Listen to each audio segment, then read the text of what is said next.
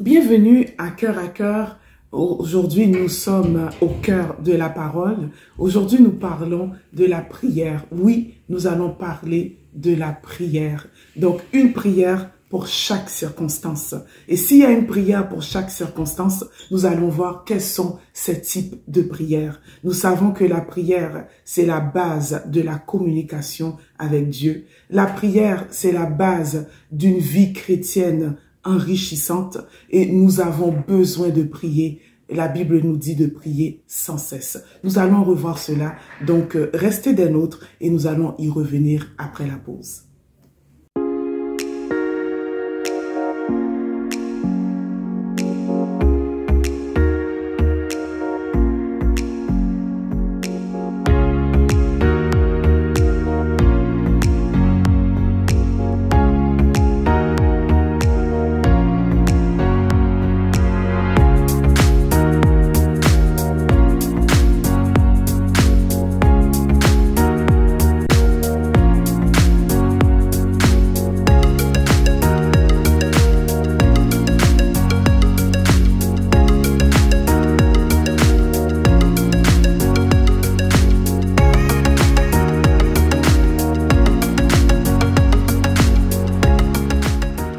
Merci de vous joindre à nous. Aujourd'hui, nous parlons de la prière. Oui, nous allons parler de la prière. La prière a toute son importance dans la vie d'un chrétien. La prière, c'est l'épine dorsale de la vie d'un chrétien. La prière est capitale. Nous devons absolument prier. Et nous allons voir quels sont ces types de prières que nous faisons très souvent sans nous rendre compte. Et nous allons identifier quelles sont ces prières et dans quelles circonstances faire ces prières. Donc aujourd'hui, la prière, c'est le moteur de la vie d'un chrétien et allons regarder cela. Avant de regarder cela, nous voulons identifier les trois plus grandes religions.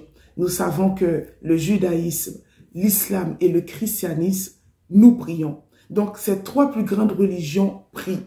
Chez le juif ou dans le judaïsme, les juifs prient 3 fois par jour, sans compter les jours de fête comme le Shabbat ou le Yom Kippour, allant jusqu'à 4 ou 5 fois par jour. Donc, les juifs, ils prient au moins 3 fois par jour, sans compter les jours de fête.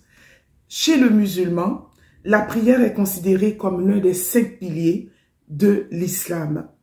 Pour eux, c'est une obligation. Donc, pour eux, il faut absolument prier. Donc, un bon musulman, comme diraient certains musulmans, prie. Il prie à l'aube, le midi, le milieu de l'après-midi, le coucher du soleil et le crépuscule. Nous, chrétiens, nous n'avons pas de barème, mais la Bible nous dit de prier sans cesse. Non seulement que nous devons prier sans cesse, mais nous devons prier avec persévérance et faire toutes sortes de prières. Donc, nous allons revoir tout ce que la Bible nous dit par toutes sortes de prières. Donc, pour pouvoir supporter l'étude, nous sommes dans 1 Timothée 2, versets 1 à 3. Allons-y regarder ensemble 1 Timothée, le verset 2, 1 à 3. 1 Timothée 2, le verset 1 à 3. Allons regarder cela. J'exhorte donc avant toute chose à faire des prières, des supplications, des requêtes et des actions de grâce pour tous les hommes. Alors je répète, 1 Timothée 2, verset 1 à 3. J'exhorte donc avant toute chose à faire des prières, des supplications, des requêtes et des actions de grâce pour tous les hommes.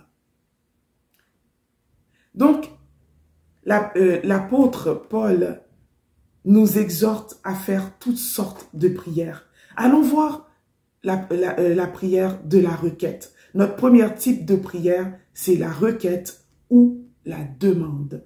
Donc, vous allez voir que plutôt, l'apôtre Paul va parler de requête parce que la requête, c'est une demande incessante, tandis que une demande, c'est l'action tout simplement de demander. Peu importe que ce soit une requête, que ce soit une demande qui veut forcément dire la même chose, la Bible dit que quiconque demande reçoit. Demandez et vous recevez. Donc, celui qui fait une demande n'a pas forcément une relation intime avec Dieu. Car un païen, quelqu'un qui ne connaît pas Dieu, peut faire tout simplement une demande à Dieu et Dieu l'exauce, tout simplement. Mais lorsqu'on parle de requête, nous sommes dans une demande incessante. Ça veut dire que cette personne qui fait une requête à Dieu croit et sait que certainement que Dieu va l'exaucer. Donc, c'est pourquoi que l'apôtre Paul va choisir plutôt une requête que une demande. Dans les deux cas, quiconque demande reçoit. Le Seigneur a dit, cherchez et vous trouverez. Frappez et on vous l'ouvrira. Demandez et vous recevez. Dans la requête, il faut tout simplement demander. Et la requête, nous voyons plutôt dans la requête, la Bible dit de faites connaître vos besoins. Lorsque nous faisons connaître nos besoins, nous sommes dans la dimension de requête. Nos besoins et nos requêtes. Lorsque nous prions selon nos besoins, alors nous faisons une requête à Dieu. Et la Bible nous encourage à faire toutes sortes de prières, mais aussi à faire connaître nos besoins. Car le Seigneur connaît déjà nos besoins et il attend que nous allons vers lui pour lui dire quels sont nos besoins. Et le cœur de Dieu, c'est de répondre à nos besoins. La différence entre le chrétien et le quiconque, c'est le Saint-Esprit. Le chrétien né de nouveau, maintenant, demande par l'Esprit parce que il marche selon l'Esprit et il est conduit par le Saint-Esprit. Maintenant, qu'est-ce qui peut faire obstacle à nos prières? C'est ce que nous allons voir actuellement. Qu'est-ce qui peut faire obstacle à nos prières? Et nous allons voir cela dans le livre de Jacques. Allons voir cela. Donc, nous avons parlé de requête. Et lorsque nous parlons de requête, ça sous-entend bien évidemment nos besoins. Mais trop souvent, nous faisons des prières et nous voyons qu'il y a certains obstacles qui viennent à notre exaucement. Nous allons voir cela dans le livre de Jacques. Donc, pour ceux qui viennent de se joindre à nous, nous parlons de prière. C'est la prière pour chaque circonstance, une prière pour chaque circonstance. Donc, allons-y dans le livre de Jacques et nous allons voir cela d'abord. Alors, nous sommes dans le livre de Jacques, Jacques 1er, le verset 5. « Si quelqu'un d'entre vous manque de sagesse, qu'il demande à Dieu, qui donne à tous simplement et sans reproche, et elle lui sera donnée. Mais qu'il la demande avec foi. Sans douter, car celui qui doute est semblable au flot de la mer, agité par le vent et poussé de côté et d'autre. » Le verset 7. « Que tel homme ne s'imagine pas qu'il recevra quelque chose du Seigneur, c'est un homme irrésolu, inconstant dans toutes ses voies. » Lorsque nous faisons connaître à Dieu nos besoins par une requête, et ou lorsque nous faisons tout simplement une demande à Dieu, ce qui peut faire obstacle à notre prière, c'est bien évidemment le doute et un manque de foi. Jacques nous dit qu'il demande avec foi sans douter. Et lorsque nous doutons, nous faisons nous-mêmes obstacle à notre prière. Et j'aime la simplicité que Jacques va nous amener. Il dit, si quelqu'un d'entre vous manque de sagesse, qu'il demande à Dieu, tout simplement, et sans reproche, elle lui sera donnée. Le cœur de Dieu, c'est d'exaucer ses enfants. Dieu va nous le donner sans reproche, sans nous dire tu n'as pas été fidèle, sans nous dire parce que il fut un temps, tu avais commis tel péché. Non, la Bible nous dit que Dieu le donne avec joie et il nous le donne sans reproche. Dans le verset 17, toujours dans Jacques 1er, toute grâce excellente et tout don parfait descend d'en haut du Père des Lumières, chez quel il n'y a ni changement ni ombre de variation. Toute grâce excellente et tout don parfait. Avec certitude, vous pouvez demander, car nous savons que tout don, toute grâce parfaite, tout don viennent d'en haut, du Père des Lumières, chez quel il n'y a ni changement, ni ombre de variation.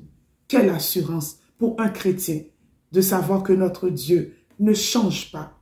Et tout ce dont nous avons besoin, tout ce que nous avons comme besoin, vient de notre Père. Et il nous sera donné. Et le Seigneur connaît déjà ce dont nous avons besoin. Et il nous dit que tout cela, toute grâce excellente, tout don parfait, descendent d'en haut. Oui, chers auditeurs, nous pouvons prier avec certitude et avec, bien évidemment, quiétude, car nous savons que nous serons exaucés.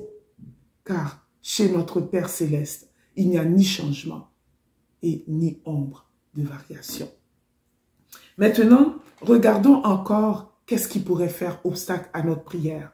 Nous avons déterminé le premier type de prière. C'était une requête ou une demande. Nous avons regardé ensemble qu'est-ce qui pourrait faire obstacle à notre prière. Le manque de foi et, bien évidemment, le doute. Nous allons regarder dans le livre, dans Jacques 4, nous allons regarder encore qu'est-ce qui pourrait faire obstacle à nos prières. Jacques 4, le verset 2. Vous convoitez et vous ne possédez pas. Vous êtes meurtriers et envieux. Vous ne pouvez pas obtenir. Vous avez des querelles et des luttes. Vous ne possédez pas parce que vous ne demandez pas. Vous demandez et vous ne recevez pas parce que vous demandez mal dans le but de satisfaire vos passions. Donc, Jacques nous dit, vous convoitez et vous ne possédez pas. Vous êtes meurtriers et envieux. La convoitise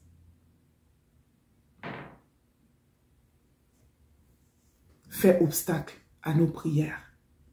L'envie fait également obstacle à nos prières. Lorsque nous prions parce que nous avons un esprit de compétition, lorsque nous prions et lorsque la jalousie a consumé nos cœurs, vous pouvez être certain que le Seigneur n'exauce pas ce type de prière, ce genre de prière, par convoitise, par jalousie, par envie ou par compétition. Seigneur, regarde, tu as béni cette femme. Et moi, tu ne m'as pas béni. Comparaison. Cette personne vient et témoigne de ce que Dieu a fait pour elle.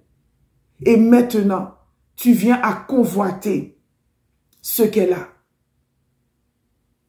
Cela également peut faire obstacle à ta prière. Tu pries par envie. Et vous allez voir que Jacques va nous dire, vous demandez et vous ne recevez pas. Combien de personnes ont dit, qui se sont dit, ça fait des années que je prie, j'ai prié pour cette chose, Dieu ne me l'a pas donné. Peut-être que Dieu ne te l'a pas donné parce que tu as demandé d'une mauvaise façon. Et la Bible dit, vous demandez, vous ne recevez pas. Ne vous imaginez pas que ces gens de prière, Dieu va exaucer ces gens de prière.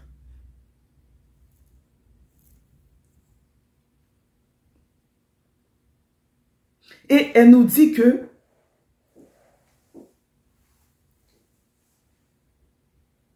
vous demandez dans le but de satisfaire vos passions. Dieu ne répondra pas à vos passions, mais Dieu répondra à une prière qui est faite avec la foi. Nous allons voir un exemple dans Genèse 30 et nous allons voir un exemple de demande qui a été fait par envie. Allons regarder cela dans le livre de Genèse 30.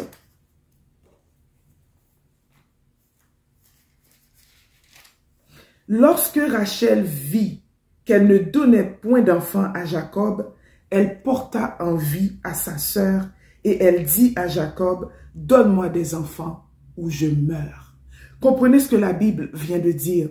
Lorsque Rachel vit qu'elle ne donna point d'enfant à Jacob, elle porta envie à sa sœur.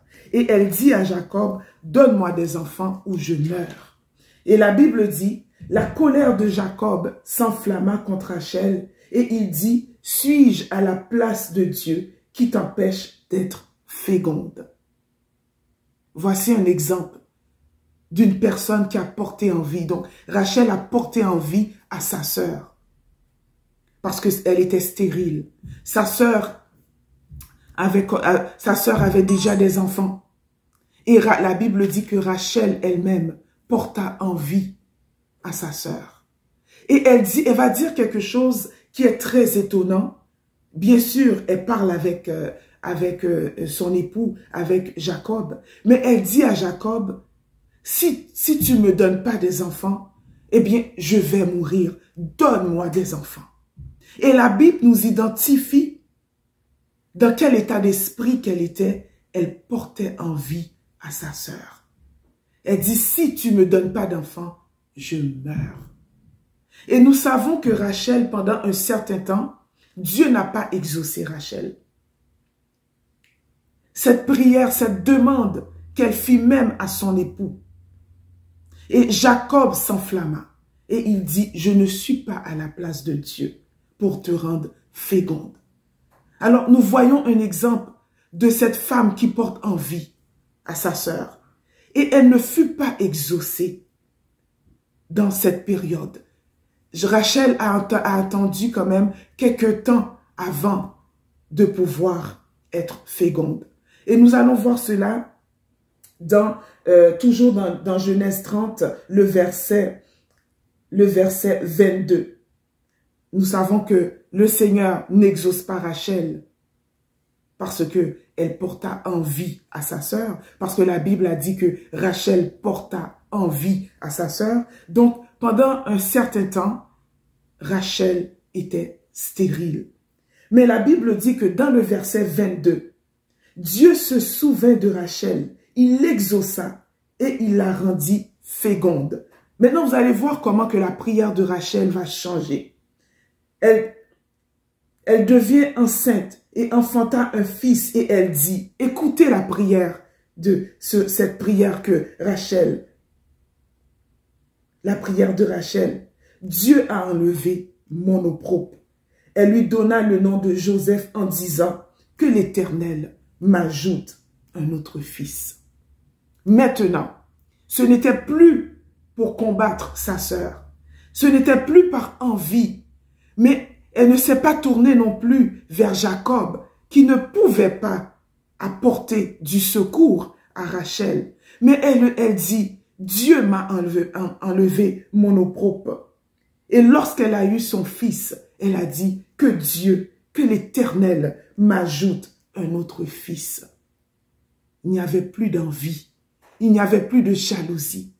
Et nous voyons que, peu de temps après, l'Éternel la rendit féconde et elle devint enceinte de Benjamin. Alors vous voyez, tout dépend de la façon dont vous allez formuler votre prière. Est-ce une prière par convoitise? Est-ce une prière par envie? Est-ce une prière dans le but de satisfaire vos passions? La Bible dit que si c'est pour satisfaire vos passions, vous demandez mal. Si c'est par envie, vous ne serez pas exaucé. Car la Bible dit que Pendant tout ce temps où ce que Rachel était consumée par la jalousie, pendant tout ce temps où ce qu'elle porta envie à sa sœur, Rachel était demeurée stérile. Mais lorsqu'elle a changé sa prière, Dieu se souvint d'elle et Dieu lui donna son fils, le premier, Joseph. Et elle dit, Dieu m'enleva mon opprobre.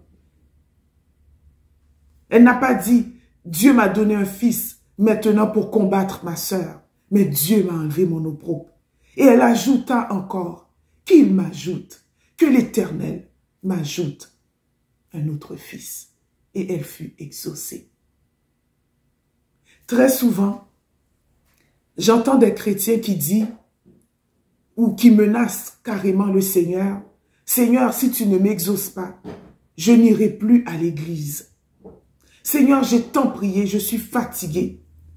Si tu ne m'exauces pas, Seigneur, je vais tout simplement arrêter de prier. » Laissez-moi vous dire que Dieu ne cède pas au chantage.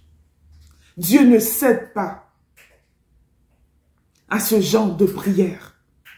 Je n'irai plus à l'église si tu ne m'exauces pas. Vous ne serez pas exaucé de cette façon. Et c'est une chose à ne pas faire, car Dieu a établi un temps pour chaque chose. Et la Bible a dit que toute grâce excellente, tout don parfait, descend d'en haut, du Père de lumière, chez lequel il n'y a ni changement, ni ombre de variation. Aujourd'hui, si tu veux t'exaucer, ne doute pas. Ne doute pas, ne porte pas envie, ne convoite pas. Mais fais tout simplement cette demande. Comme a dit Jacques, demande-lui tout simplement et Dieu te le donnera sans reproche. Voilà, donc c'était notre premier type de prière, la requête. Donc Dieu donne sans reproche et vous pouvez demander et vous recevrez sans reproche. Nous allons voir notre deuxième type de prière, c'est la prière de supplication. La prière de supplication, lorsque nous faisons la prière de supplication, le plus souvent, nous la retrouvons lorsque nous prenons un temps à part avec Dieu, lorsque nous sommes en jeûne ou lorsque nous avons commis une faute devant le Seigneur. Lorsque nous avons commis une faute devant le Seigneur, la prière de supplication s'impose. Parce que la Bible dit, si mon peuple, sur qui est invoqué mon nom, s'humilie et cherche ma face, s'il se détourne de ses mauvaises voies. Donc, nous savons que nous devons nous détourner de nos mauvaises voies. Donc, lorsque nous cherchons la face de Dieu, lorsque nous sommes en faute devant le Seigneur ou lorsque nous jeûnons, nous faisons une prière de supplication. L'attitude à avoir lors d'une prière de supplication, c'est une attitude d'humilité. Nous nous humilions devant le Seigneur. La parole nous dit, si mon peuple sur qui est invoqué mon nom s'humilie et cherche ma face.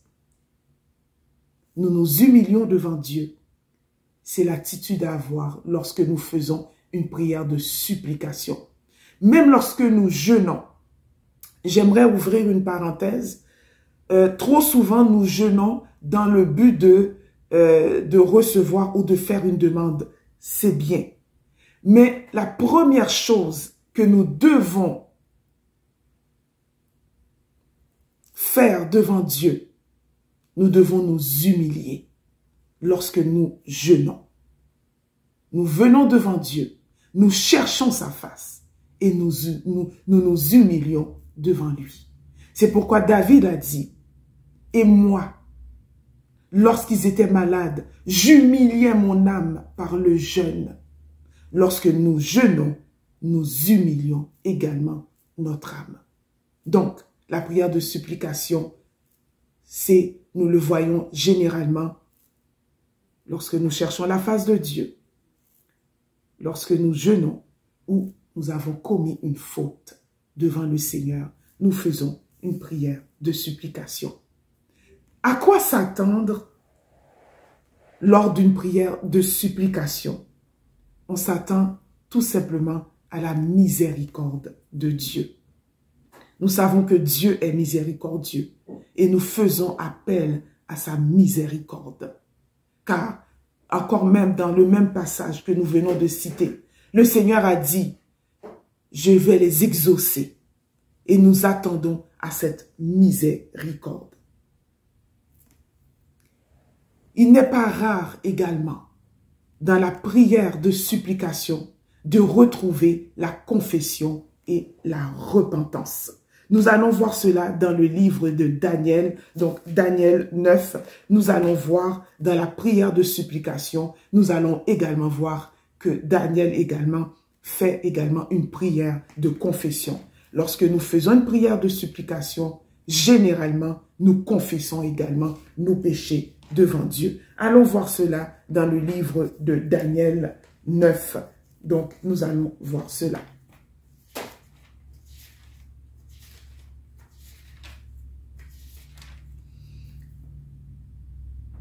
Je tournais, donc Daniel 9, le verset 3. Je tournais ma face vers le Seigneur afin de recourir à la prière et aux supplications, en jeûnant et en prenant le sac et la cendre. Je priais l'Éternel mon Dieu et je lui fis cette confession. Alors vous voyez, donc Daniel dit, je tournais ma face vers le Seigneur Dieu afin de recourir à la prière et aux supplications. Et dans le verset 4, et il dit en jeûnant, bien évidemment, je priais l'Éternel mon Dieu et je lui fis cette confession. Regardez la confession de Daniel. Seigneur Dieu, grand et redoutable, toi qui gardes ton alliance et qui fais miséricorde. Donc la miséricorde revient. Hein? Donc nous faisons appel à la miséricorde de Dieu. Et il dit, nous avons péché, nous avons commis l'iniquité, nous avons été méchants et rebelles, nous nous sommes détournés de tes commandements et de tes ordonnances. Donc, Daniel confesse ses péchés et les péchés du peuple. Donc, nous voyons cela. Nous pouvons également, nous pouvons aussi retrouver dans la prière de supplication, nous avons parlé de la repentance.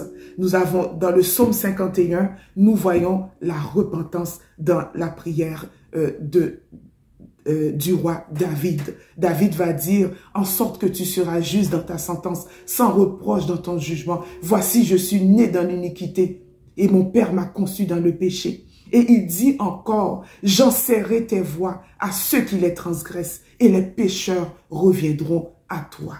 Donc, nous voyons dans la prière de supplication également, nous pouvons également voir, entendre une prière de confession et une prière de repentance. Laissez-moi vous dire que Dieu s'attend dans la prière de la confession, de la supplication à entendre nos confessions et à entendre une prière de repentance. D'accord? Donc, nous pouvons regarder dans le livre de Proverbe 28, 13. Proverbe, nous allons voir qu'est-ce que Proverbe 28, le verset 13 nous dit. Nous allons voir cela. Celui qui cache ses transgressions ne prospère pas, mais celui qui les avoue et les délaisse obtient miséricorde. Lorsque nous nous repentons devant le Seigneur, nous confessons nos péchés et nous les avouons, donc nous confessons nos péchés. Et bien évidemment, lorsqu'on parle de repentance, nous délaissons ce péché et nous obtenons de la part du Seigneur sa miséricorde. Proverbe 28, verset 13, « Celui qui cache ses transgressions ne prospère point, mais celui qui les avoue et les délaisse obtient miséricorde. Donc, nous allons revenir après la pause pour regarder les autres types de prières.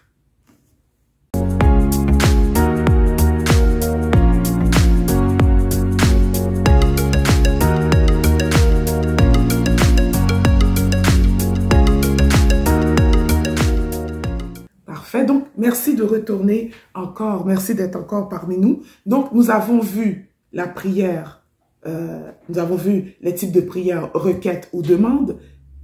Qu'est-ce qui fait obstacle à nos prières? Nous avons vu également une prière de supplication. Et à quoi peut-on s'attendre dans une prière de supplication? Donc, nous nous attendons bien évidemment à la miséricorde de Dieu. Nous avons également vu dans quelles circonstances faisons-nous les prières de supplication, généralement lorsqu'on est en jeûne et également lorsque nous cherchons la face de Dieu ou tout simplement lorsque nous avons commis une faute devant le Seigneur. Et j'aimerais également ajouter, vous pouvez aller le voir chez vous, dans 2 Chroniques 33, le verset 10 à 13. Donc, vous pouvez aller regarder ça. Un roi impie le roi Manassé lui-même, qui a cherché la face de Dieu. Et la Bible a dit qu'il a fait une prière de supplication et Dieu lui-même a écouté sa prière de supplication et Dieu l'a exaucé dans sa miséricorde. Donc, vous pouvez aller voir cela à la maison dans 2 Chroniques 33, versets 10 à 13. Et vous allez voir encore un autre exemple de prière de supplication, toujours dans une attitude d'humilité. La Bible a dit que Dieu résiste aux orgueilleux et il fait grâce aux humbles. Maintenant, la prière d'invocation. Quand est-ce que nous faisons une prière de vocation? D'invocation, pardon. La prière d'invocation. Quand est-ce faisons-nous une prière d'invocation?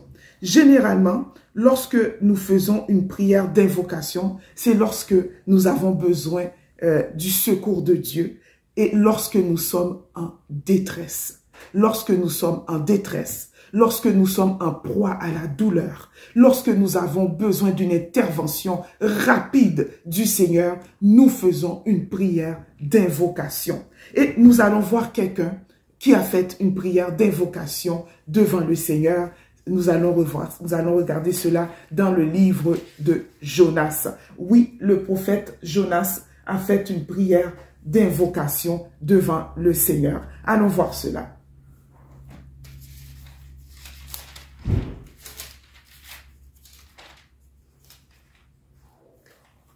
Très bien.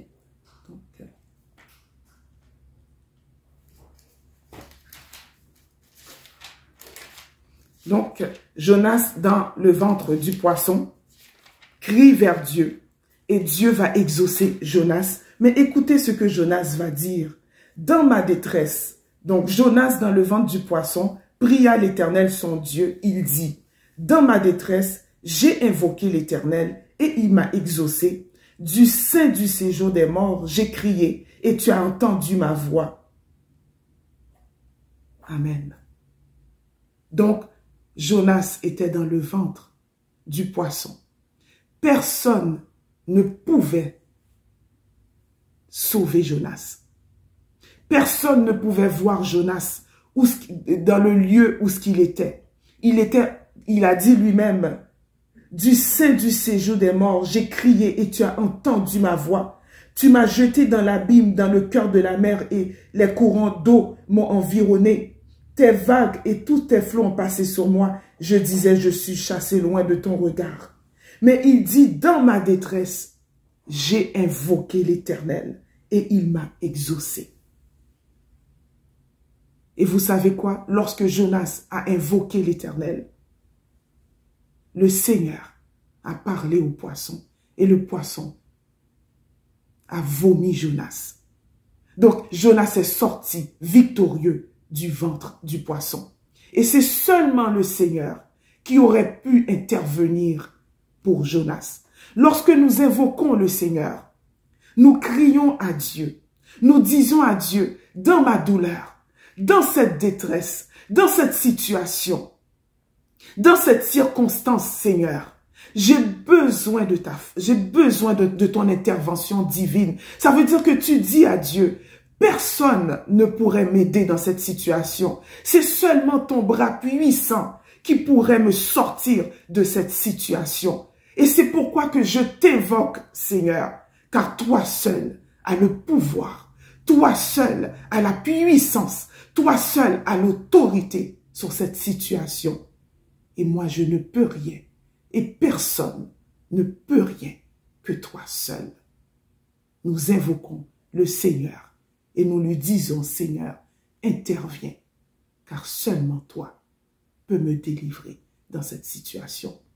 Jonas dit, j'ai invoqué l'Éternel et l'Éternel m'a sorti dans ma détresse. Le Seigneur m'a sorti de cette situation dans le ventre du poisson.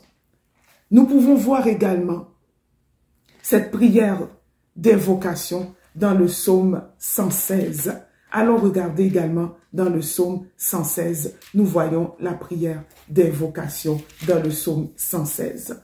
Donc, le psalmiste dit, les liens de la mort. Donc, nous allons aller dans le verset 1er. J'aime l'Éternel, car il entend ma voix et mes supplications. Dans le verset 2, il a penché son oreille vers moi et je l'invoquerai toute ma vie. Les liens de la mort m'avaient environné, les angoisses du sépulcre m'avaient saisi. J'étais en proie à la détresse et à la douleur. Donc, la détresse et la douleur reviennent pour une prière d'invocation. Mais écoutez ce que il dit, le psalmiste dit dans le verset 4.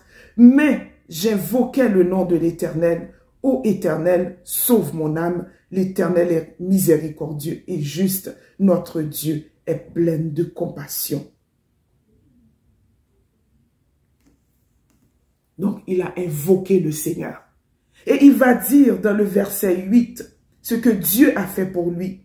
Oui, tu as délivré mon âme de la mort, mes yeux des lames, mes pieds de la chute. Je marcherai devant l'Éternel sur la terre des vivants. Parce que Dieu l'a exaucé. Pendant qu'il a invoqué le Seigneur l'a exaucé. Et enfin, le psaume 118 nous dit, encore, du sein de la détresse, j'ai invoqué l'Éternel. L'Éternel m'a exaucé. L'Éternel m'a mis au large. L'Éternel est pour moi. Que peuvent me faire des hommes? L'Éternel est mon secours et je me réjouis à la vue de mes ennemis. Mieux vaut chercher un refuge en l'Éternel que de se confier à l'homme. Mieux vaut chercher un refuge en l'Éternel que de se confier au grand. Toutes les nations m'environnaient. Au nom de l'Éternel, je les taille en pièces.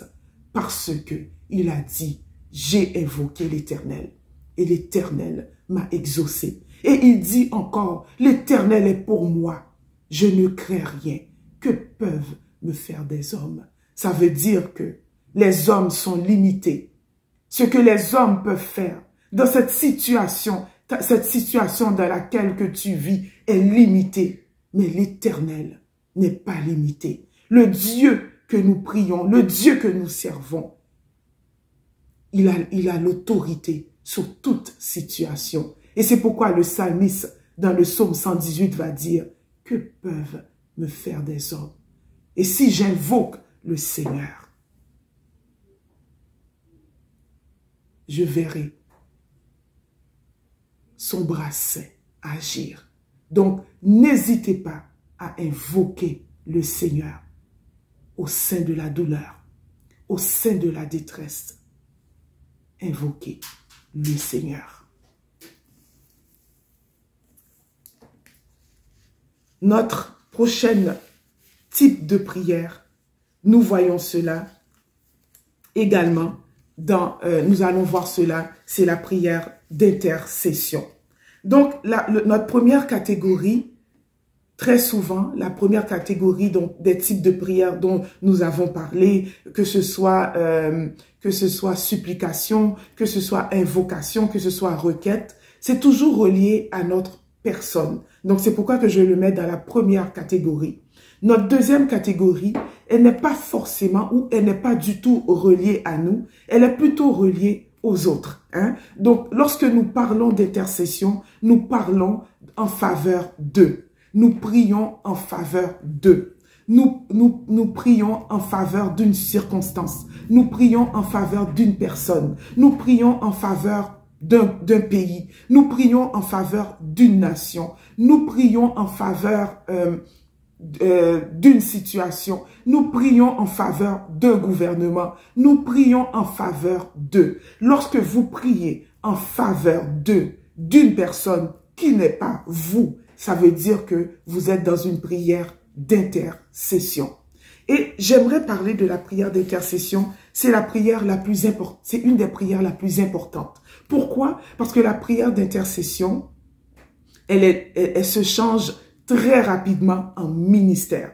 Lorsque nous prions pour les autres, nous rendons ministère. Et elle a toute son importance. Et je parle au corps de Christ. Je parle à ceux qui nous écoutent. Ne priez pas seulement que pour vous. Priez également pour les autres. La Bible dit, priez les uns pour les autres. Alors, portez le fardeau des uns des autres. Et le Seigneur va vous bénir parce que la prière d'intercession est très importante.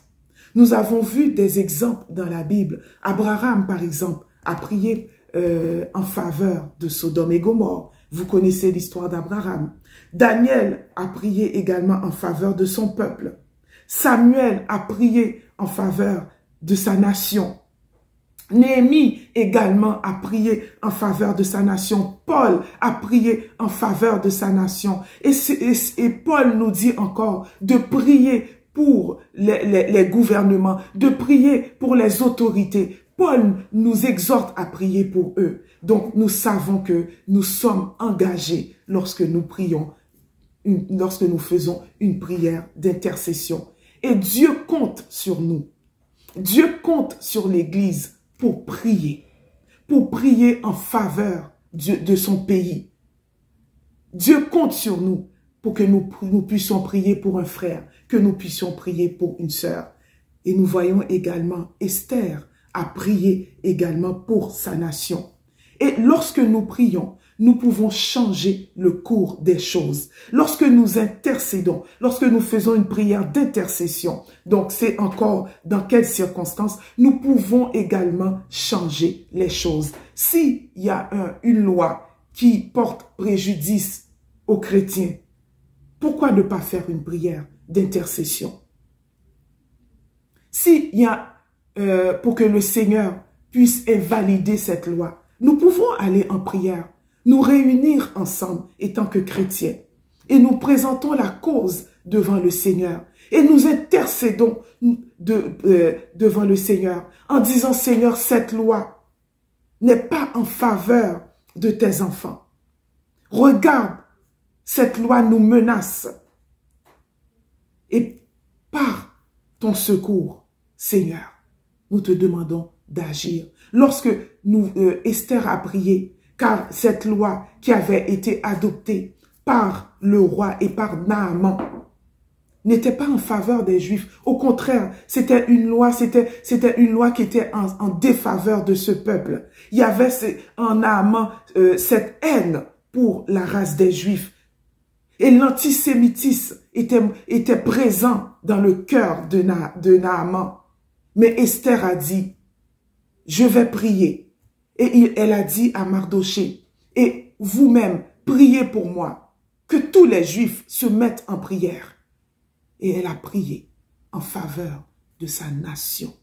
Et le Seigneur a changé le décret. Oui, par ta prière d'intercession, Dieu peut invalider une loi. Dieu peut changer cette loi.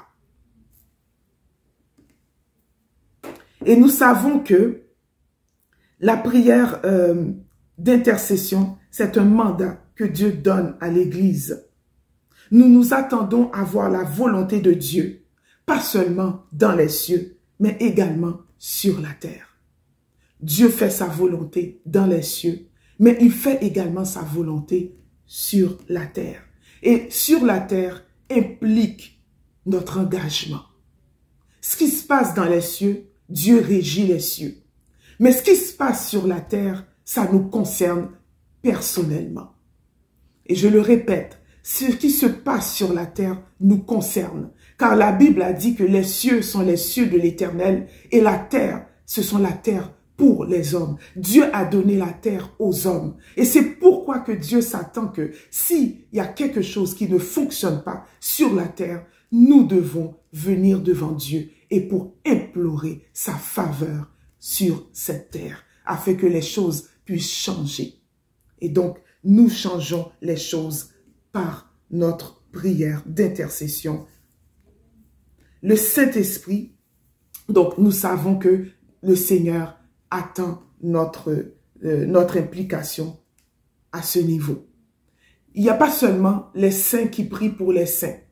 Il y a également le Saint-Esprit qui est engagé dans ce ministère. Oui, le Saint-Esprit est engagé dans la prière d'intercession. Allons regarder cela dans le livre de Romains.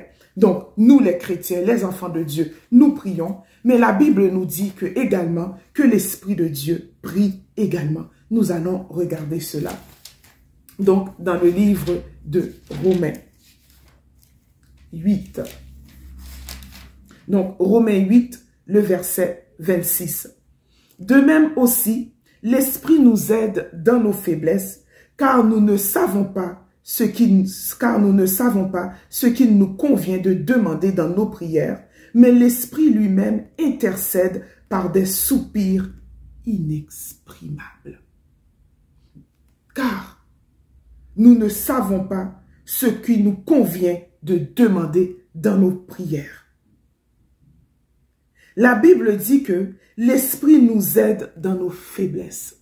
Ça veut dire que le Saint-Esprit, l'Esprit que nous avons reçu, ce consolateur, car Jésus avait dit, il est avantageux que je m'en aille. Le consolateur, l'Esprit de Dieu doit venir. Et nous voyons que c'est tout à notre avantage, car le Saint-Esprit nous rend ministère chaque jour dans nos vies. Mais il nous rend ministère également en intercédant pour nous. Car nous pouvons nous retrouver dans une situation et que nous avons maintenant une grande tristesse dans nos cœurs. Dans notre faiblesse, le Saint-Esprit lui-même prend le relais. J'aimerais dire à quelqu'un qui nous écoute que dans cette situation dans laquelle que tu vis, dans cette situation que tu traverses actuellement, tu n'es pas seul. Le Saint-Esprit a déjà intercédé pour toi. Ce que tu vis présentement, le Saint-Esprit le connaît. Il connaît ton passé. Il connaissait ton passé. Il connaît ton présent et il connaît ton futur. Et ce que le Saint-Esprit fait, dans notre faiblesse, le Saint-Esprit lui-même intercède pour nous. Et il est aussi dit que nous ne savons pas ce qui nous convient de demander dans nos prières. Prêtez attention, nous ne savons pas ce qui nous convient de demander dans nos prières. Le Saint-Esprit intercède pour nous sur la base de notre vie quotidienne. Donc, pour cet enfant qui se rebelle contre toi, le Saint-Esprit intercède lui-même pour cet enfant. Pour ce que tu ne connais pas, il n'intercède pas seulement pour ce qui est présent, mais il intercède également pour ce qui est futur. Parce que présentement, je peux faire une prière et que je juge que cette prière est nécessaire pour moi aujourd'hui ou que je juge que cette prière est importante, c'est très bien. Mais le Saint-Esprit qui voit plus loin, le Saint-Esprit qui est Dieu, peut voir quelque chose dans mon futur que moi je ne vois pas. Le Saint-Esprit connaît ce qui va arriver demain, car demain ne nous appartient pas. Mais le Saint-Esprit qui est Dieu connaît ce qui va arriver demain. Donc, pendant que toi, tu es en train de faire une prière présentement pour tes besoins présents, le Saint-Esprit intercède déjà pour un besoin futur. Le Saint-Esprit intercède déjà pour une situation dans laquelle que tu vas te retrouver, mais que tu ignores totalement. Le Saint-Esprit a déjà intercédé pour toi. C'est pourquoi j'encourage un homme et une femme à prier. J'encourage un homme et une femme à prier sans cesse, à ne pas se relâcher, à ne pas se décourager. Lorsque tu sais que le Saint-Esprit lui-même est engagé dans ce ministère, et lorsque tu sais que le Saint-Esprit a pris pour toi, le Saint-Esprit, dans tes besoins futurs, a déjà intercédé pour toi, quel encouragement! Le chrétien n'est pas délaissé à lui-même. Le chrétien n'est pas isolé. Le chrétien n'est pas abandonné. Le chrétien n'est jamais seul parce que le Saint-Esprit est là pour lui. Le Saint-Esprit intercède pour lui, mais dans le présent, même dans son futur. Car toi, tu peux voir quelque chose qui est important aujourd'hui, mais demain, tu ne connais pas demain, tu ne connais pas ton futur. Le Saint-Esprit connaît déjà cette situation. Et j'aimerais encourager quelqu'un dans la situation que tu te retrouves présentement. Le Saint-Esprit avait déjà sondé cette situation et il avait déjà intercédé pour toi, pour moi et pour vous qui m'écoutez aujourd'hui.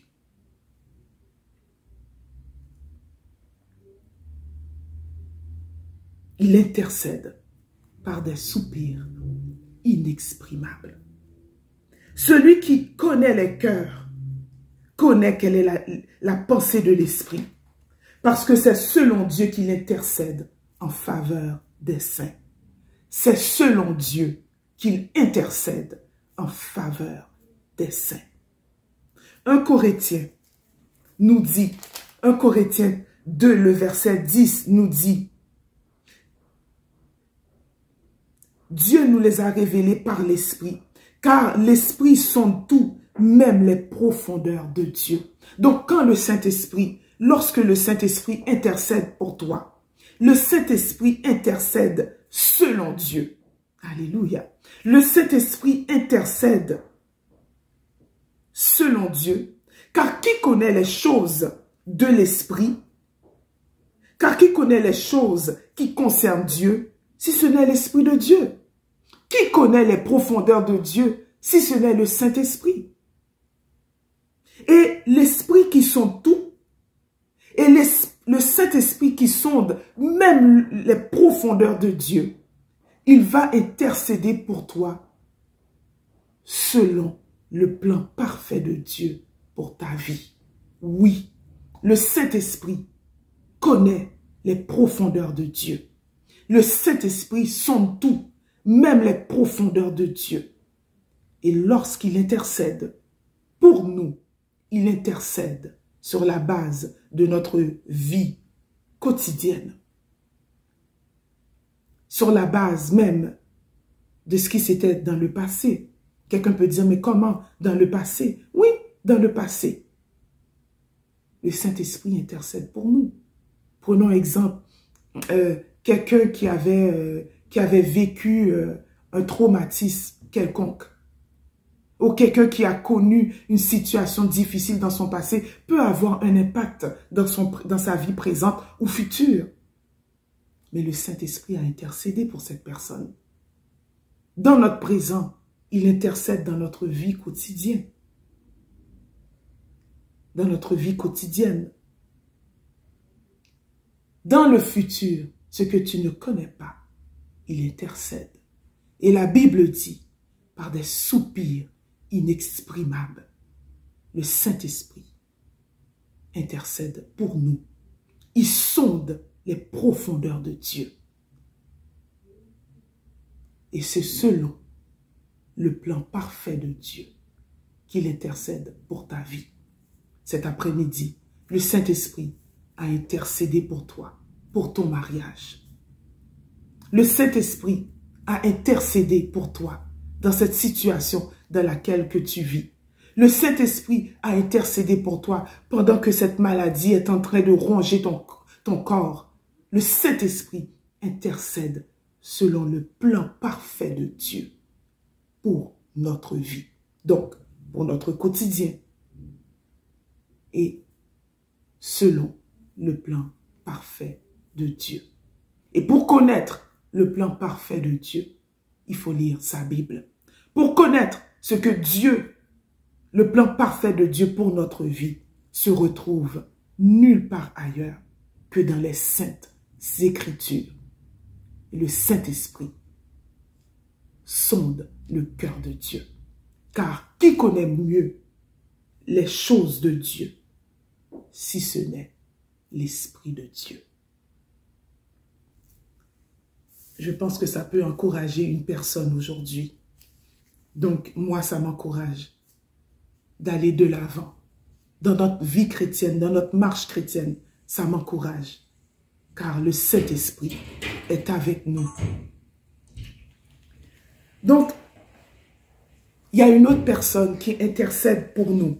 Encore, toujours dans le passage de Romains 8, il y a une autre personne qui intercède pour nous. Et cette personne, également, nous allons voir cette personne, cette troisième personne. Donc, la première personne, nous voyons les saints qui intercèdent pour les saints ou les événements, les situations, les saints. Deuxième personne, c'est l'Esprit de Dieu, notre consolateur. L'Esprit de Dieu qui sonde les profondeurs de Dieu. Et la troisième personne, allons regarder cette troisième personne. Dans le verset 33, allons-y voir cette troisième personne. Dans Romains 8, le verset 33. Qui accusera les élus de Dieu? C'est Dieu qui justifie. Qui les condamnera? Christ est mort, bien plus, il est ressuscité. Il est à la droite de Dieu et il intercède pour nous.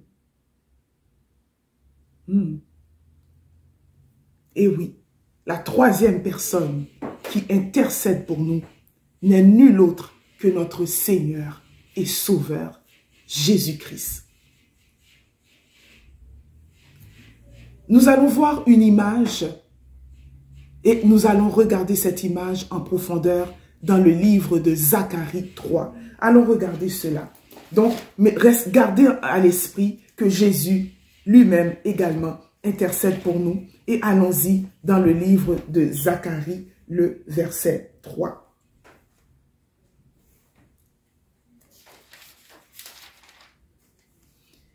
Il me fit voir Josué, le souverain sacrificateur, debout devant l'ange de l'Éternel, et Satan qui se tenait à sa droite pour l'accuser. L'Éternel dit à Satan, « Que l'Éternel te réprime, Satan, que l'Éternel te réprime, Satan, lui qui a choisi Jérusalem, n'est-ce pas là un tisson arraché du feu ?» Le verset 3, « Or, Josué était couvert de vêtements sales, et il se tenait devant l'ange. L'ange, prenant la parole, dit à ceux qui étaient devant lui, « ôtez-lui les vêtements sales. » Puis il dit à Josué, « Vois, je t'enlève ton iniquité et je te revais d'habits de fête. Et que l'on mette, je dis qu'on mette sur sa tête un turban pur. » Et ils mirent un turban pur sur sa tête et ils lui mirent des vêtements. L'ange de l'Éternel était là. Donc, nous voyons ce que Dieu montre à son serviteur Zacharie, le prophète Zacharie. Et il dit, il me fit voir Josué, donc ça c'est le prophète Zacharie qui parle, le souverain sacrificateur debout devant l'ange de l'Éternel et Satan qui se tenait à sa droite pour l'accuser. Dans Romains 8, nous avons vu le verset 33, « Qui accusera les élus de Dieu?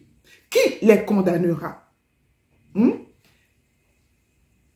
Et nous voyons cet exemple que nous voyons dans l'Ancien Testament de la vision que Zacharie a eue du souverain sacrificateur, du grand prêtre Josué. Écoutez, Josué était un prêtre, un souverain sacrificateur, mais la Bible dit que Josué avait des vêtements sales parce que le sacrifice des animaux ne pouvait pas entièrement purifier l'homme.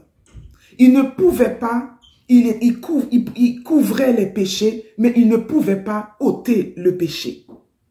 Ok? Le sacrifice animal, le sacrifice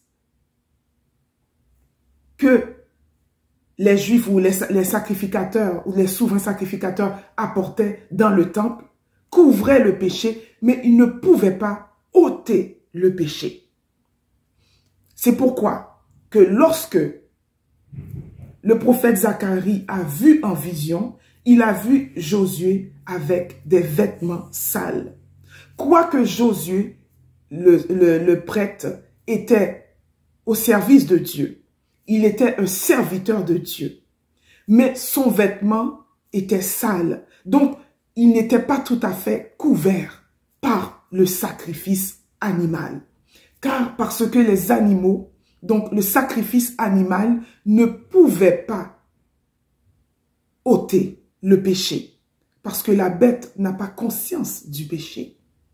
Par contre, lorsque Romains 8 nous dit dans le verset 33, qui accusera les élus de Dieu? Josué, le souverain sacrificateur, était un homme de Dieu. C'était un serviteur de Dieu. Pourtant, Satan avait cette possibilité où il avait cet accès pour l'accuser. Et la Bible dit qu'il se tenait à sa droite et il accusait le souverain sacrificateur parce qu'il avait des vêtements sales. Nous voyons dans la vision, l'ange prenant la parole et dit à ceux qui étaient devant lui, ôtez-lui les vêtements sales. Puis il dit à Josué, vois, je t'enlève ton iniquité et je te revêts d'habits de fête. Maintenant, nous savons que un enfant de Dieu qui a accepté Jésus, il est totalement couvert. Non seulement qu'il est couvert, mais son iniquité, son péché est ôté. Son péché est effacé. Donc, même lorsque le diable viendrait pour nous accuser, c'est là que intervient l'intercession de Jésus. Donc, nous avons vu Josué qui était au service de Dieu, mais qui avait des vêtements sales. L'ange a dû intervenir. L'ange a dit, ôtez-lui les vêtements sales. Mais ce que l'ange a fait, c'était provisoire. Parce qu'il fallait toujours continuellement à offrir des sacrifices pour le péché. Il fallait continuellement à offrir des sacrifices pour les iniquités. Tandis que maintenant, ceux qui ont accepté Jésus comme leur sauveur personnel, ceux qui ont reçu le pardon de leur péché n'est pas seulement couvert, mais leur péché est ôté. Leur péché est totalement effacé. Plus jamais, maintenant, nous sommes couverts. Et non seulement nous sommes couverts, nous sommes maintenant couverts de la justice de Dieu. C'est pourquoi que lorsque le diable vient pour nous accuser, nous sommes couverts de la justice de Dieu. Et Dieu nous a déclarés justes sur la base de ce que Jésus a fait à la croix. Retournons maintenant dans Romains 8, le verset 33. Nous allons encore y retourner parce que je veux que vous puissiez saisir. Josué était couvert pour un temps parce que le sacrifice d'expiation, le sacrifice animal ne pouvait pas couvrir pour tout le temps. C'est pourquoi qu'il fallait à chaque année renouveler le sacrifice animal ou d'expiation. Mais ce que Jésus a fait à la croix n'a pas besoin de renouvellement. Ce que Jésus a fait à la croix, il l'a fait une fois pour toutes, étant que souverain sacrificateur, lui-même qui n'a jamais péché. Donc, Jésus l'a fait pour nous et il l'a fait une fois pour toutes. Et c'est parce qu'il l'a fait une fois pour toutes, parce que nous avons reçu maintenant le pardon de nos péchés et que nos péchés sont totalement effacés et pardonnés. Et c'est pourquoi que la Bible dit dans le verset 8 encore, il le dit dans le verset 8, il le dit dans le verset 8, pardon, qui accusera les élus de Dieu? C'est Dieu qui justifie. Donc actuellement, nous sommes justifiés et nous sommes déclarés justes par Dieu, le Père, sur la base de ce que Jésus a fait à la croix, sur la base du grand sacrifice de la croix. Et la Bible a dit que maintenant, qui accusera les élus de Dieu? C'est Dieu qui nous a justifiés. Tu n'es plus une personne que le diable peut accuser. Qui les condamnera? Christ est mort. Bien plus, il est ressuscité et il est à la droite de Dieu. Il intercède pour nous. Jésus intercède pour nous.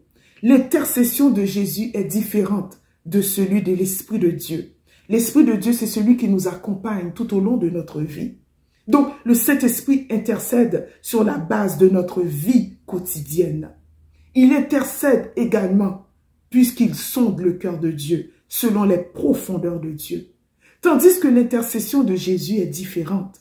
Maintenant, Jésus lui-même, il est ressuscité et il est à la droite de Dieu. Il intercède pour nous sur la base de ce qu'il a fait pour nous à la croix. Ça veut dire que lorsque tu pèches,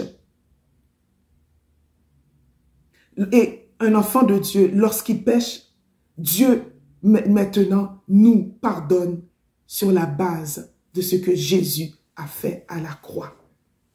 Dieu ne te regarde pas toi, parce que sans quoi, s'il te regarderait toi, ça serait ta propre justice et ça aurait été fatal.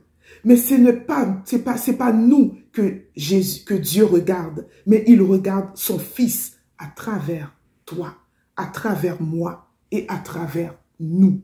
Et même lorsque le diable vient, car le diable continue encore, le diable est appelé l'accusateur. Même lorsque l'accusateur vient encore pour nous accuser, parce que nous n'ignorons pas que même lorsque nous sommes des enfants de Dieu, il nous arrive de pécher. Mais un enfant de Dieu ne demeure pas dans le péché. Il se repent. Et nous avons vu ça dans les prières de supplication. Et nous relevons devant Dieu. Et même lorsque le diable vient pour nous accuser devant Dieu, Jésus, lui, la Bible dit que Jésus maintenant est assis à la droite de Dieu. Et c'est Jésus qui intercède pour toi. Et comment qu'il intercède? Père, souviens-toi, j'ai été flagellé pour cette femme.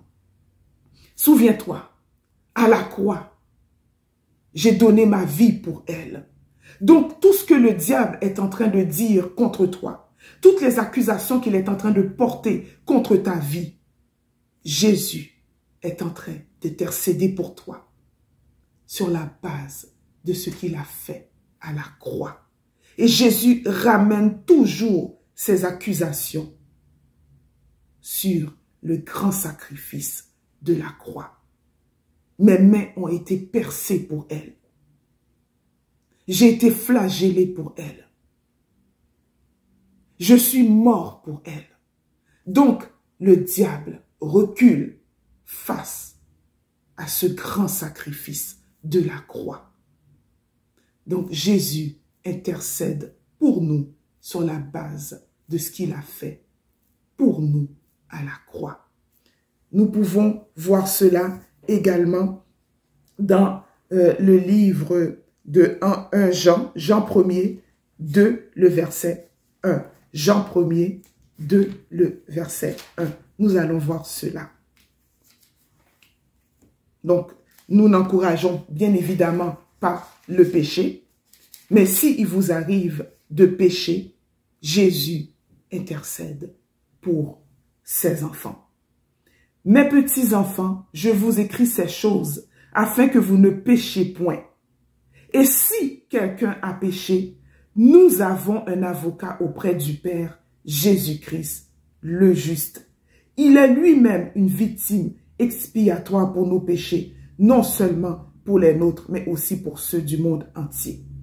Il dit de ne pas pécher, bien évidemment, mais si quelqu'un a péché, nous avons un avocat auprès du Père, Jésus-Christ, le juste. Donc, c'est ce que Paul nous dit, que Jésus-Christ maintenant, qui condamnera les élus de Dieu?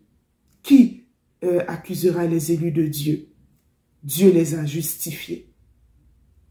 Qui les condamnera? Jésus est mort pour eux. Jésus est ressuscité pour eux. Et maintenant, Jésus est assis à la droite de Dieu et il intercède pour eux. Et la Bible nous dit que nous avons un avocat auprès du Père. Si nous péchons, cet avocat est nul autre que Jésus-Christ. Pour terminer la partie d'intercession, nous allons voir dans Apocalypse 12, le verset 10. Regardez encore, l'Ancien Testament l'a appelé accusateur. Lorsque le prophète Zacharie l'a vu en vision, il a vu Satan qui se tenait à la droite du grand prêtre pour l'accuser parce qu'il avait des vêtements sales. Ça veut dire qu'il était fautif, mais il se tenait dans la présence de Dieu. Et Satan l'accusait pour dire, regardez, il se tient dans la présence de Dieu. Il est fautif. Vous devez savoir que le diable était un chérubin, un ancien chérubin. Et les chérubins, c'est eux qui gardaient la sainteté de Dieu. Donc, ils protégeaient la sainteté de Dieu. Et c'est pourquoi que lorsqu'un enfant de Dieu pêche, le diable court pour aller accuser ses enfants. Pourquoi? Parce que lui, il connaît le prix de la transgression. Il sait c'est quoi transgresser. Parce qu'il était un ange chérubin. Et c'est eux qui couvraient leurs ailes. Et ils couvraient leurs ailes pour la sainteté de Dieu. Donc, mes bien-aimés, nous n'avons plus peur de ces accusations. Nous savons que même lorsque nous sommes tombés, nous avons failli, Jésus est là. Notre avocat, il intercède pour nous. Le verset 10 nous dit, dans Apocalypse 12, « Et j'entendis dans le ciel une voix forte qui disait, « Maintenant le salut est arrivé, et la puissance et le règne de notre Dieu, et l'autorité de son Christ, car il a été précipité, l'accusateur de nos frères, celui qui les accusait devant notre Dieu jour et nuit. Il est tombé. Il a été précipité, l'accusateur de nos frères, celui qui les accusait devant notre Dieu jour et nuit. Jour et nuit. Jésus intercède pour nous. Et voilà pour cette partie de l'intercession. Pour terminer, nous avons vu celui qui se relie à nous, à notre personne. Nous avons vu l'intercession en faveur des saints, l'intercession des enfants de Dieu, l'intercession de l'Esprit et l'intercession de Jésus. Maintenant, nous allons voir notre troisième et dernière catégorie. C'est la prière d'action de grâce, la prière de gloire. C'est la prière que j'aime le plus. Donc, c'est une prière qui est reliée directement à Dieu. Donc, la prière de gloire ne te concerne pas. Ça ne concerne pas une personne, mais cette prière, c'est une prière qui concerne uniquement Dieu. Pourquoi? Parce que la gloire et l'honneur appartiennent uniquement à Dieu. C'est pourquoi que David a dit dans le psaume 29, Fils de Dieu. Remarquez qu'il n'a pas, il a dit Fils de Dieu. Rendez à l'Éternel gloire et honneur. Donc, nous devons rendre gloire et honneur à Dieu. Malgré que nous vivons des situations probablement difficiles où nous sommes un peu tiraillés, si je peux dire ça ainsi, dans certaines situations. Mais la Bible nous commande dans le psaume 29 en disant « Fils de Dieu, rendez à l'Éternel gloire et honneur. Rendez à l'Éternel gloire pour son nom. » Donc, Fils de Dieu. Il n'est pas dit Fils de l'homme, parce que ceux qui ne connaissent pas Dieu ne peuvent pas lui donner la gloire que Dieu s'attend de recevoir de ses enfants. C'est nous qui devons lui donner gloire. D'ailleurs, Jésus nous a appris à prier. Et la prière de Jésus commençait par une prière d'action de grâce. Donc, dans la prière qui concerne Dieu, c'est une prière généralement d'action de grâce. C'est une prière de gloire, une prière de reconnaissance à sa souveraineté, une prière qui fait référence à son autorité, une prière qui fait référence également à qui il est, le Très-Haut, le Dieu Tout-Puissant, le grand je suis. Et dans cette prière, généralement, nous disons à Dieu, hors de toi, il n'y a point d'autre Dieu. Et nous disons à Dieu comment qu'il est magnifique, il est merveilleux. Nous disons à Dieu qu'il est le Très-Haut. Nous parlons à Dieu de ses bienfaits, de ses merveilles. Nous lui disons, Seigneur, par ta sagesse, tu as déployé les cieux. Par ton intelligence, tu as fondé la terre et elle demeure ferme. Nous disons à Dieu que c'est seulement lui qui est Seigneur et que la gloire, l'honneur n'est dû qu'à Dieu lui seul.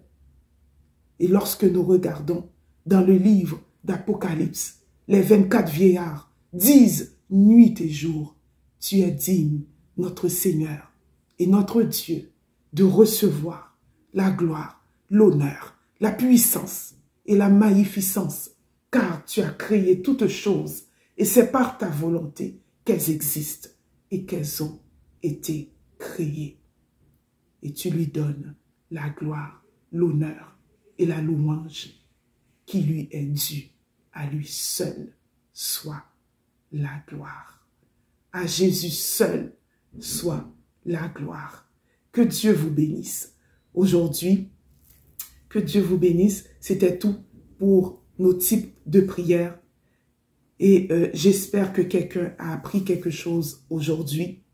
Et si nous regardons également notre Père qui est aux cieux, qui débute avec une prière d'action de grâce, qui se termine avec une prière de gloire, car à toi seul appartient le règne, la puissance et la gloire au siècle des siècles. Nous élevons Jésus-Christ et nous proclamons son règne. Cette dernière prière appartient à Dieu, car à lui seul soit la gloire.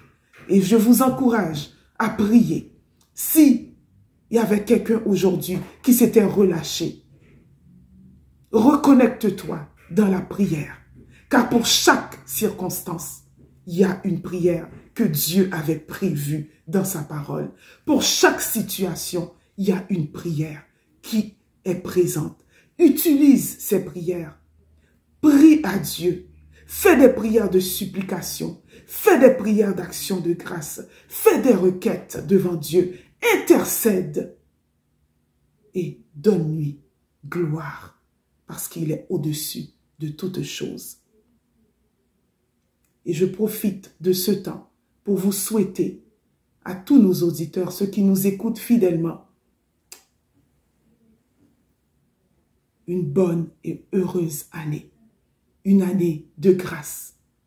Une année où ce que l'Esprit de Dieu va vous conduire encore à prier.